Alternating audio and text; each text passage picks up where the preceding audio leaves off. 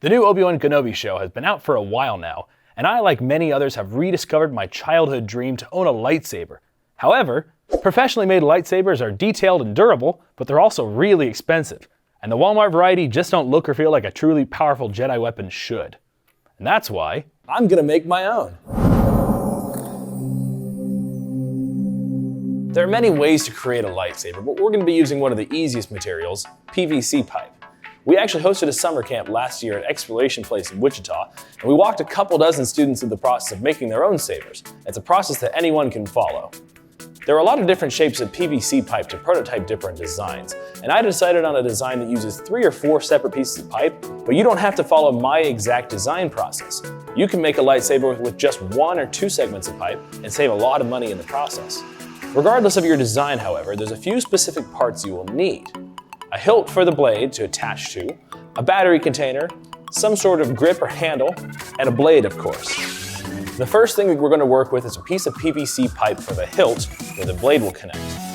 I'm using a blade with an exterior diameter of 1 inch, so my hilt needs to have an interior diameter of 1 inch. I also added an extra pipe around the outside of my lightsaber hilt for style.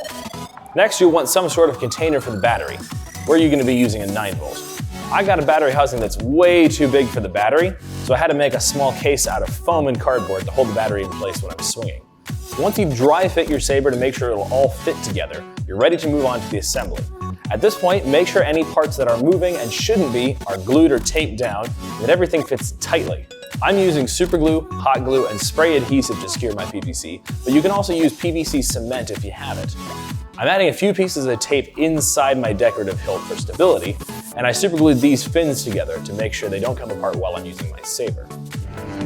All right, my saber is done gluing, and I actually had to get some gloves because it's pretty sticky to work with.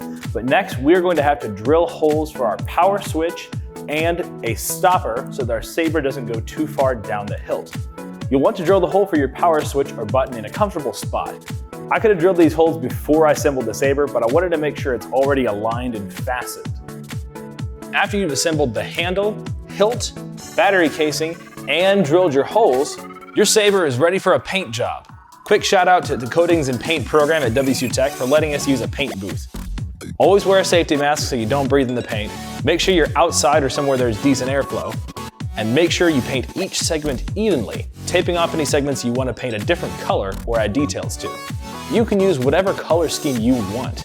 It's your lightsaber. You can also add some cool texturing by gently dabbing your wet paint with a paper towel to remove some of that paint, leaving a weathered look. While our paint dries, we can move on to constructing the blade, and here I feel like I have to give a disclaimer. We bought 3 feet of polycarbonate tubing on Amazon for around $19, but at the time of filming it only cost $3 more to get 6 feet of tubing, and in either case the shipping costs are extremely high. Now, getting 6 feet of tubing really only makes sense if you want to build 2 lightsabers, but we couldn't find any cheaper alternatives available. We'll still put the Amazon listing we use for polycarbonate tubing in the description with the hope the price goes down soon, along with all the other parts that I used in my build. In fact, we're also going to link a much cheaper handle assembly option if you're interested. Once we have our blade length ready, we can set it aside and move on to the LEDs. Now, I got a 16-foot strip of LEDs on Amazon for around $10, and I'm going to fold the strip over onto itself so I have twice as much light inside my blade. Now, before you actually make any cuts, you can guarantee your LEDs work by testing these wires against the battery terminals.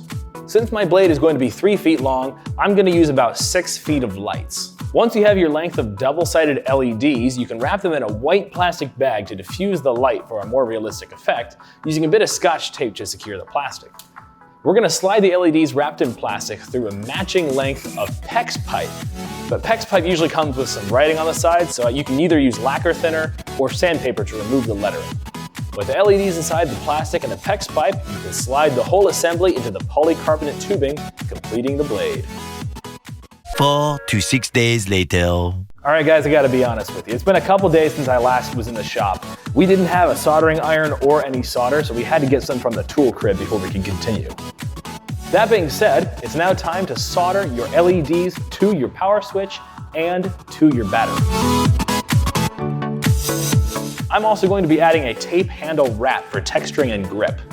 You may also want to add some extra tape around the polycarbonate tubing to make sure it doesn't wiggle inside your handle. Now, this is a weapon worthy of a Jedi Master. This is not. Here's another lightsaber we made just for reference to show you how many different designs you can make. Leave us a comment below if you're interested in making your own, or if you want to see more build projects like this one. This has been Sam from FutureMaker. See you next time.